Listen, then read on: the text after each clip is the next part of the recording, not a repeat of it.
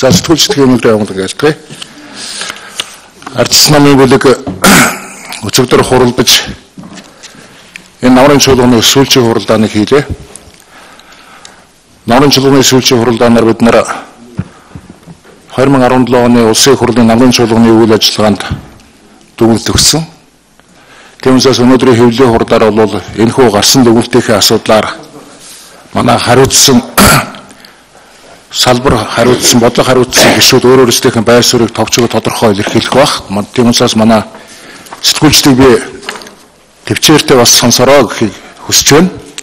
Яагаад гэвэл бүтэн намрын чуулганы үйл ажиллагаанд бид нэр улс төр нийгэм эдийн засаг төсөв санхүү гэх энэ бүх чиглэлээр дүгнэлтээ бол гаргаж байгаа.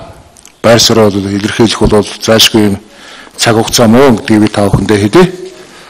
Хоёр дахь асуудал хэлцээ асуудал бол төсвийн тухай хууль болон 2017-оос 2018 оны төсвийн тухай хууль, тендерийн тухай хуулийн хэрэгжилтийн явцыг шалгах ажлын хэсгийн мэдээллийг сонссон байгаа.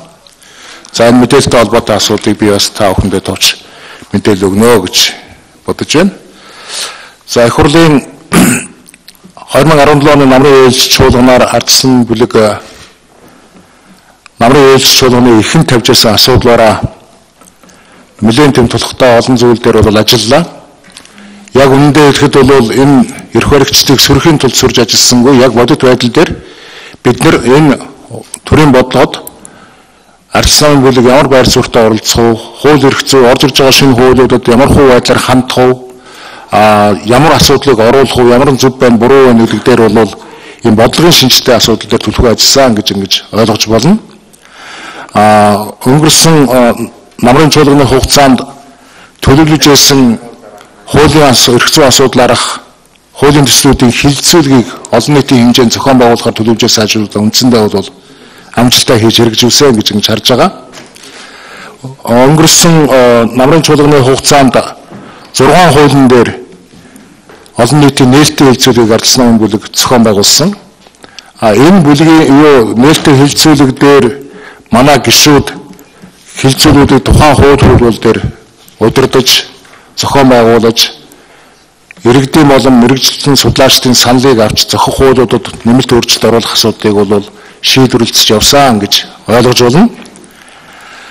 Хэд хэдэн гол хуулийг хамтар санаачлахаас гадна хилцүүлэгд бол орууллаа. Энэ дээр бол төрийн албаны тухай хуулийн шинжилсэн найруулга, нийслэлийн эрх зүйн байдлын тухай хуулийн шинжилсэн найруулга, улс төрийн хэрэг төлөмжчдийг цагаатах тэдэнд нөхөн олгох тухай хуульд нэмэлт өөрчлөлт оруулах тухай асуудлаар, мөнх үйлдэл эсрэг болон банкны зээлийн хүүд хязгаарлалт тогтоох хуулийн төслийн асуудлаар, ардчилсан хувьсгалын ахмад зөвтгөлтнүүдийг төрөөс дэмжлэг үзүүлэх тухай хуулийн төслөөр, үндсэн хуулийн нэмэлт өөрчлөлт оруулах тухай хуулийн төслгээд ингээд 6 хилцүүлгийг бол амжилттай зохион байгуулсан байна. Түүнээс гадна эрх баригчдын амлалт ажил хоёрын зөрүүг сануулсан, нийгмийн бухимдал өндөр байгаатай холбогдуулж эрх баригчдын олон удаагийн гаргаж байгаа алдааг сануулсан үйл ажиллагааг ардсан бүлгээс бол эрх баригчд бол явуулсан байгаа. Та бүхэн мэдж байгаа. Үндсэндээ бол ардсан бүлгээс Монгол Улсын ерөнхий сайдад 3 удаагийн шаардлага сануулгыг хүргүүлсэн. Хамгийн сүүлийн асуудлаар татвар нэмсэн асуудлаар ерөнхий сайдад шаардлага хүргүүлсэн асуудлаар хариу хэдий өгсөн боловч бидний тавьсан энэ хэмжээнд бол хүрээгүй байгаа гэдгээ бид зохион байгуулсан ардсан намтай хамтар зохион байгуулсан жагсаал цуглаанаар бол ерөнхийлсэн байгаа. Энэ намрын чуулганы хугацаанд эдийн засгийн нөхцөл байдал сайжирт, ард иргэдийн амьдрал ахуй сайжирна гэсэн энэ хүлээлт бол талаар болж байгаа. Яг үнэндээ бол эрх баригчдын амлалт ажил хоёр бол өдөршин хоёр шиг зөрүүтэй болсон. Бүрдорж гишүүнээр ахлуулсан ажлын хэсгийн хамгийн ихний шалгалтын дээр л ихэд төсвийн зарлага ямар хяналтгүй, ямар үргэлгэн байгааг харуулсан жишээнүүд гарсан. Энийг ажлын хэсгийн ахлагч хэлэх бах. Би хэлэх ёстой ч гэж бодож байгаа. Яг үнэндээ бол эдийн засаг өсөж байгаа. Эдийн засгийн өсөлтийн үр дүн ард иргэдэд хүрэхгүй байгаа. Харин эрх баригчдад хүрч байгаа. мөнгө байхгүй төсөв хүнд гэсэн хэдий боловч энэ эрх баригчид эндүү тансаглаж байгаагийн хэд хэдэн жишээг бол бид нар өнөөдөр гаргаж тавих зүйтэй гэж ингэж харж байгаа.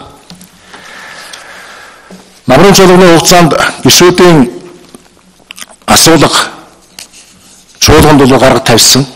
Энэ чуулганд энэ хэлцүүд асуулганд бол манай гишүүд бүгдээрээ идэвхтэй оролцож асуулгыг бол яг цаг үеийн тулгамдсан асуудлаар бол тавьж байгаа. Ерөнхийдөө бид нар энэ намрын чуулганыг дүгнээд үзэхэд бодтой яг хэрэгц бодлогын шинжтэй, эдийн засгийн шинжтэй ийм хуулиуд бол өндөө бол гарч чадсангүй. Банкны тухай багц хуулийг эс тооцвол үндсэндээ бол тийм нухацтай Монголын эдийн засгийг хөтлөж авч чадах ус хэмжээний ийм хуулийн ямар ч тийм эрхцэн орчныг бид бүрдүүлж чадсангүй гэж ингэж харж байгаа. Эдийн засгийн сэргээ хөтөлбөрийн хэрэгжилтийн мэдээлэлтэй холбогдуулаад арчилсан нам зайлшгүй байр суурь илэрхийлэх ёстой байна гэж харж байгаа.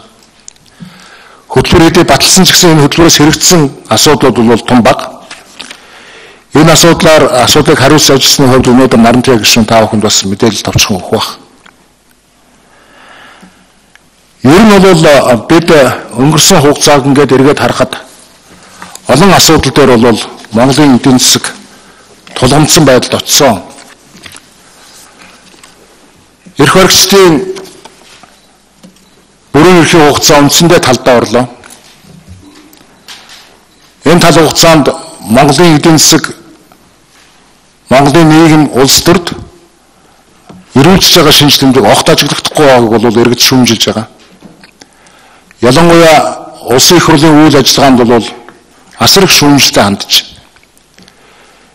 65% үжиж ард түмний итгэлийг биелүүлж чадахгүй байгаад бол ард түмэн үнэхээр энэ хүмүүсүүдэд харамсаж байгаа гэж ойлгогдож байгаа.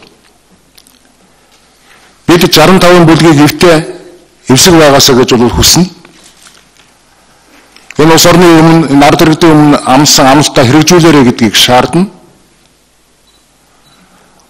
Болохгүй байгаа асуудлыг нь шүүмжлэнэ. Энэ бол бидний үүрэг. Энэ намрын чуулганы үйл ажиллагаатай холбогдуулаад бид нар хаврын чуулганаар чухам ямар асуудлыг голчиж хэлцэх вэ гэдэг дээр бол анхаарлаа бол зайлшгүй хандуулах шаардлагатай байгаа. Энэ асуудал дээр шаардаж ажиллах дараагийн ямар зүйлүүд байна вэ гэдгээ бол та бүхэнд товчлуулгач. Агаарын бохирдлын асуудлаар улсын хурлаас тогтоол гаргасан. Цаг тухайд нь асуудлыг шийдэх үүргийг засгийн газарт энэ тогтоолоор өгсөн. Хөрөсмөн засгийн газар энэ тогтоолын хэрэгжилтийг зөрчөөд явж байгаа. Энэ тогтоол дээр нэг зүйлийг ойлгомжтой заасан. Цэвэр агаарын тухай хуулийг намрын чуулганд багтаан өргөн мэдүүлж хилцүүлээ гэсэн даалгавар өгсөн боловч энийг бол засгийн газар хийгээгүй. Тогтоол хууль хоёр бол ижил хэмжээнд явах ёстой. Хууль зөрчсөн үйлдэлээ бол засахыг бол шаардж байгаа. Бид зөвхөн тухайн цаг үед нь тааруулаад өвөл утаатай улсаар нэг бүгдээрээ бухимдцгаагаад хавар дулаараа утаа багсхын хэрээр энэ ажлыг орхигдуулалт байдал бол байж болохгүй. Хэрвээ ингэж харах юм бол бид энэгээр зүгээр нэг улс төрийн ашиг хонжоо хайсан үзэл суртал байж л гэж ингэж уншигдана. Дараагийн асуудал энэ олон татварыг нэмчихэд эрэж уцаа зарим татварыг бол цөөлсөн байгаа. Буцсан. Хэрвээ татвар буцсан бол төсвийн тодтол бол зайлшгүй нэг яаралтай хийгдэх ёстой. Өнөөдрийн байдлаар буцаасан шийдвэрүүдийн тоо утгыг авч үзэх, төсөв тусах тоо утгыг авч үзэх юм бол баггүй хэмжээний мөнгө гарч байгаа. 200-аад тэрбум төгрөгийн тодтголыг зайлшгүй төсөвт хийх учраас энийг бол хийх шаардлага үүсэж байгаа. Тийм учраас бид нар хэдийгээр энэ удаагийн намрын ээлж чуулган хуулийн хугацаанд уусж байгаа боловч цаашд бол ээлж тус чуулганыг зайлшгүй хурдуулах шаардлага үүснэ гэж ингэж харж байгаа. Шаардж байгаа хэд хэдэн зүйл байгаа.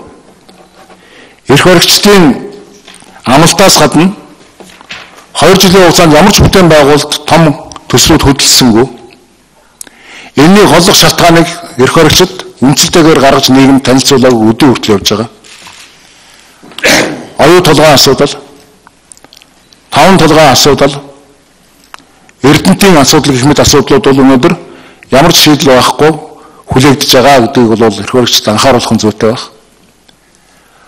Бүтээн 2 жилийн хугацаанд ямар ч бүтээн байгуулалт хийгдээгүй, өнгөрсөн 2 жилийн хугацаанд ямарваа нэгэн онцлог юм хийгднэ гэдэг иргэдийн хүлээлт бол байхгүй тасарч байгаа гэдгийг бол эрх баригчдад сануулахад бол илүүдэхгүй гэж би ингэж харж байна.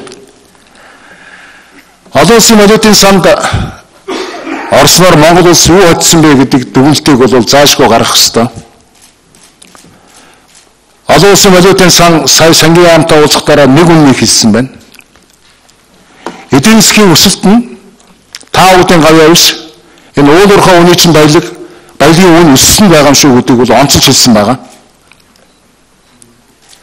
Хэрвээ уул уурхай баялагын үн дахин унах юм бол эдийн засагт учрах эрсдэл чинь өндөр байгаа шүү гэдгийг сануулсан байгаа. Энэ дээр бол бидний баримтлагдаг байр суурь юу гэхээр анхнаасаа л намрын чуулганд хэлсэн. Эдийн засгийн өсөлтийн байгаа энэ богинохон мөчлөгт орж ирсэн энэ мөнгөө хуримтлал буу болгооч гэж.